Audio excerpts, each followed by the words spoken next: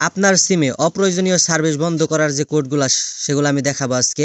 তো কিভাবে আপনার সিমের টাকা কাটে এমন সকল সার্ভিস এবং অপ্রয়োজনীয় যে সার্ভিসগুলো চালু থাকে সেগুলো কিভাবে আপনার সিমে বন্ধ করবেন, সেটা যে কোনো সিমে হোক না কেন সকলগুলাই আজকে আমি আপনাদেরকে দেখাবো।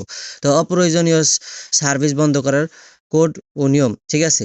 অপারেটরের নাম, কোড বা মেসেজের পদ্ধতি, ঠিক আছে। গ্রামীণ জিপি সর্বপ্রথমে যে দেখে রাখেন, মানে *121 *6*1 হ্যাশ ডায়াল করবেন, অথবা এই যে স্টপ অল লিখে 2025 নাম্বারে, মানে 2525 নাম্বারে SMS করবেন।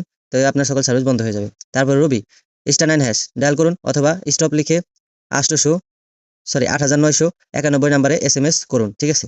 তারপরে এয়ারটেলও আপনি *9 হ্যাশ, ওই যে রবির মতো যা যা আছে সেটা করলেই হবে। তারপরে বাংলা লিঙ্ক, ঠিক আছে, এটা হচ্ছে *121 *7*1 হ্যাশ লিখে ডায়াল করলে, অথবা স্টপ অল লিখে 6121 নাম্বারে SMS করুন, ঠিক আছে। তারপরে এখানে টেলিটক নাম্বার আছে, স্টপ লিখে 333 নাম্বারে SMS করুন, অটোমেটিক্যালি বন্ধ হয়ে যাবে।